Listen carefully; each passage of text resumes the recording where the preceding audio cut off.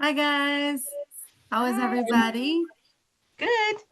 Good, good, good. All right, so welcome to the group, week one.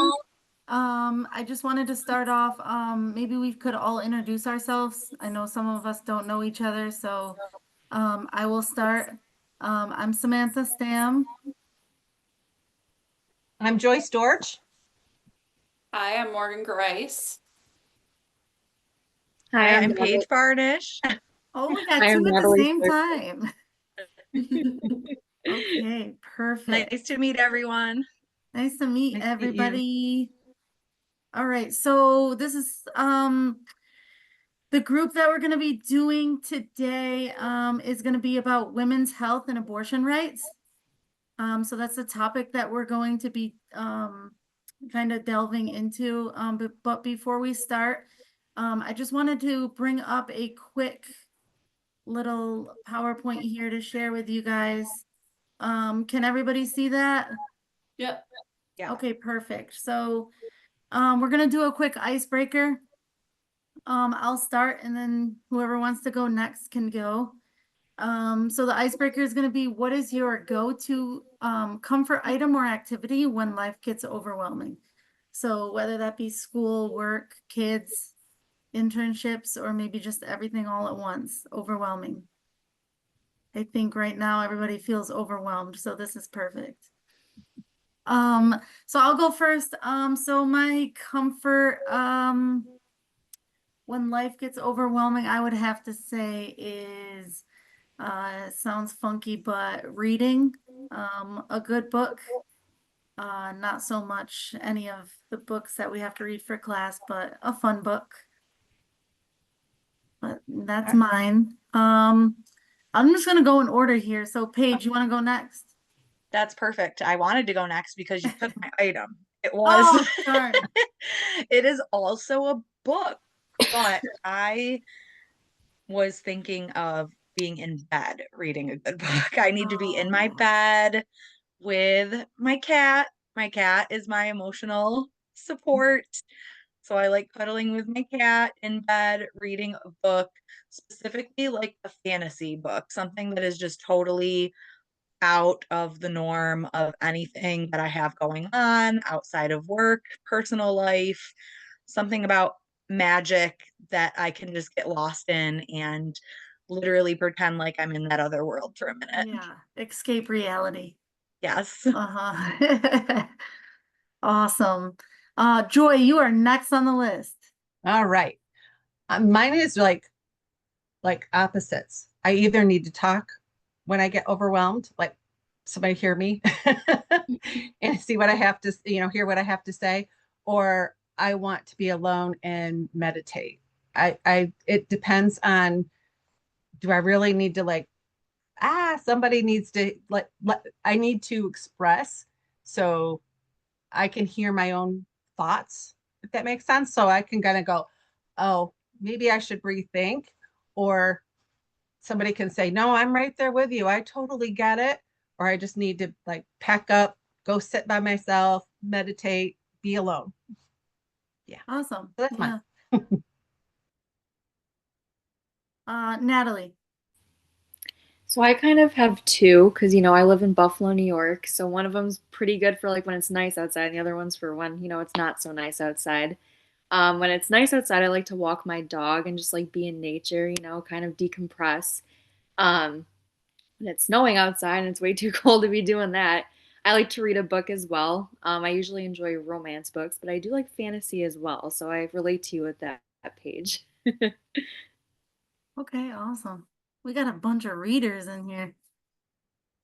Morgan. I'm gonna break the reader cycle. I love it. Do it. I love to watch TV shows. Right now my fixation is Breaking Bad. I watched Better Call Saul first, and now I'm gonna watch Breaking Bad. Okay, okay. You did it. You switched it. I did. The Yeah. gorier the better. I hate to say that, but I've always been into that. I also like to have like a medium Coke from McDonald's. Like, so honest to God, like that specifically really hits a spot. So I love that. That's awesome. That's great. I also love a good soda from McDonald's. Like that really, that's that pick me up, man. That really it carries you through. Love it. That's awesome.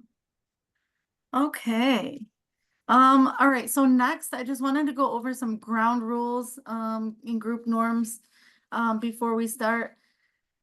So basically be present, minimize distractions, respect everyone's voice, topic that we're gonna talk about, and then in the future as well in other meetings, some of it is kind of sensitive, so just respecting everyone's voice.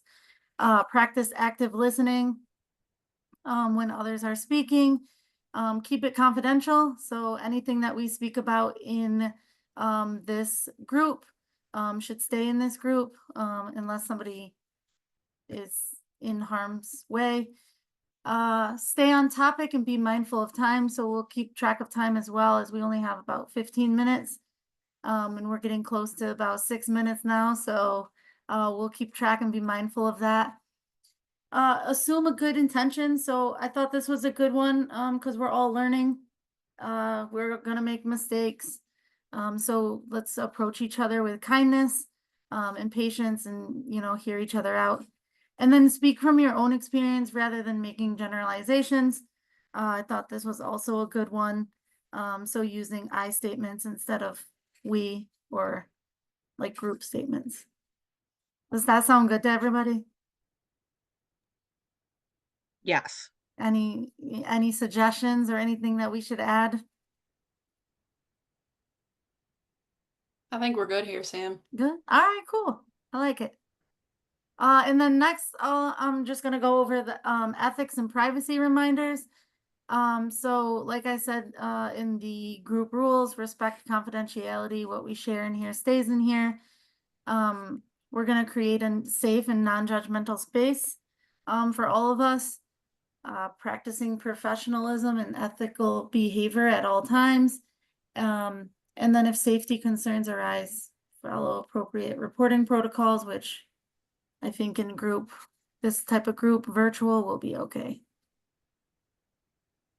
But if at any time anything gets too sensitive or too much for you, just maybe I'd say raise your hand and we'll know to stop talking about that, and we'll move on to the next point.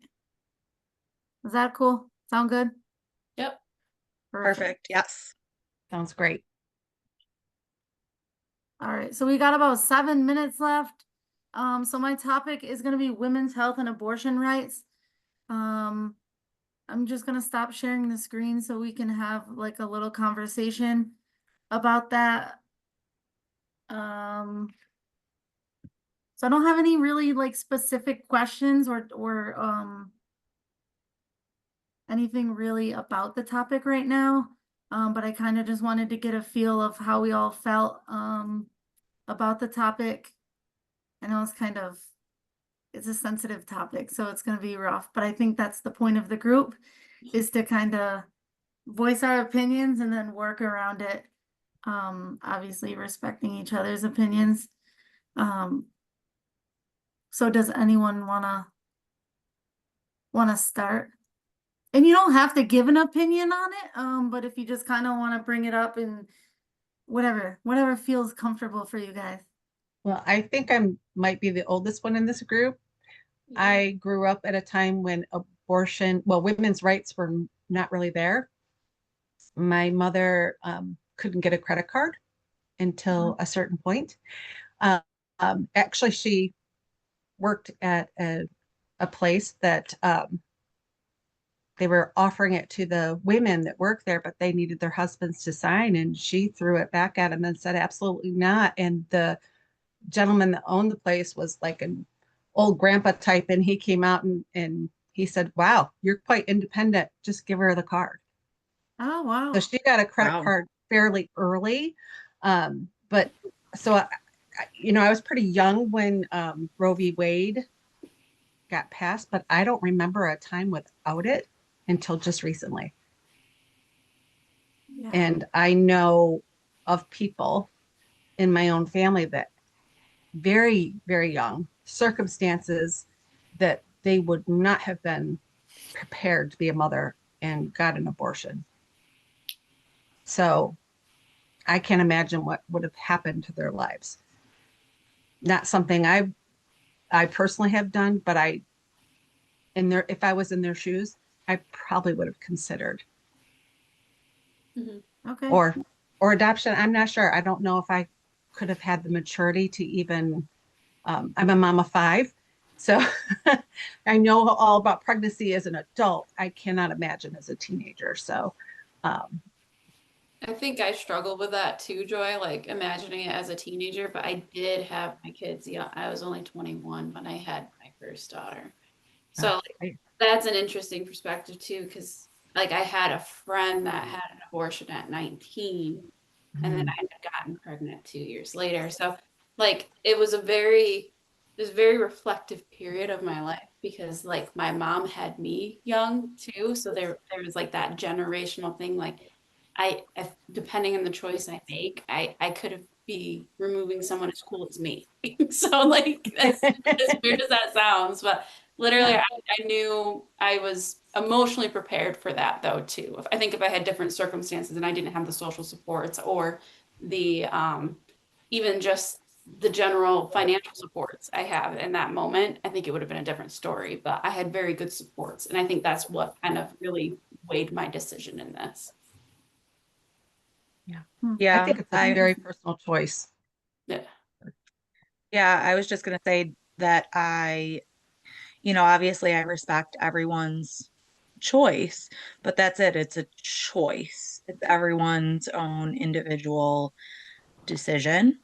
So I think when things shifted recently, that I was just in complete shock. I was floored that especially having grown up in an era where women's rights were valued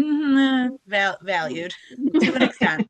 To an extent, let me say that with an asterisk, valued to an extent.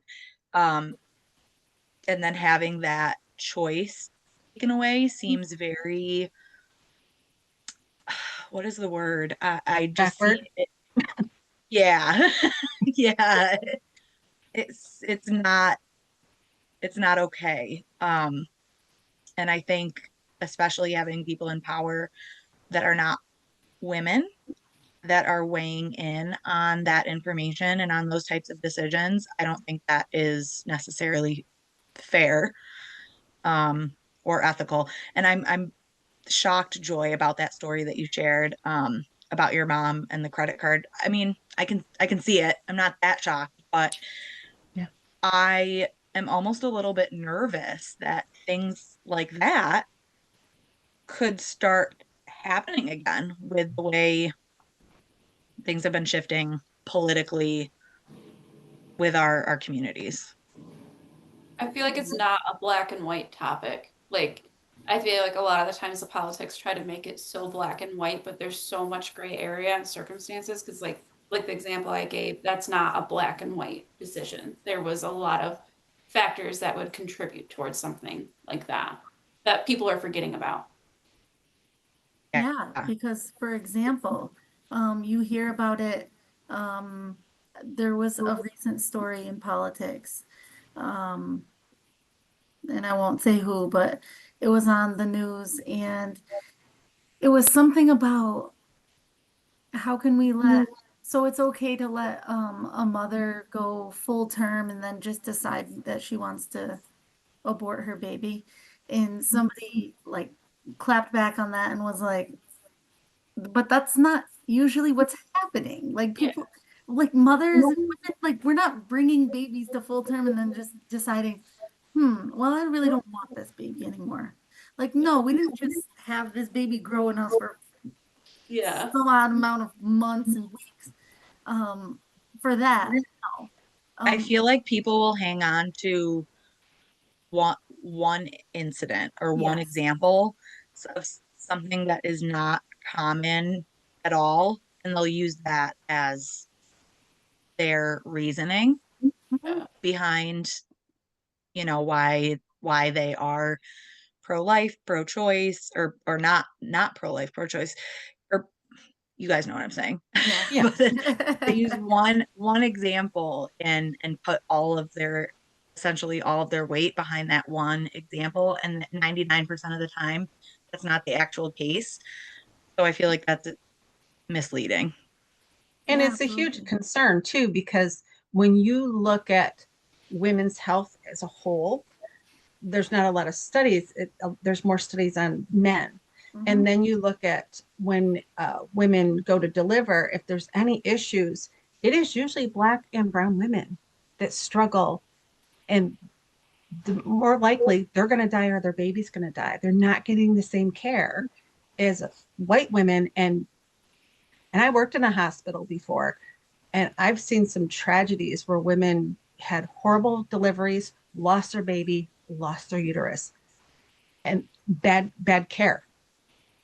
And Yeah. when women are dying because there's something wrong with the fetus, that's wrong. How can we do, especially they've already got children, or they might possibly never be able to have children again. Mhm. It's just makes me want to weep for them. So Yeah. So Natalie, I think this was a good topic yeah, to start with.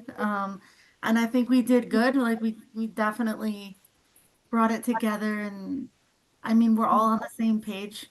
I think it would I have was been just gonna say we're all women. yeah, yeah, I think it would have been different if we had some males in here.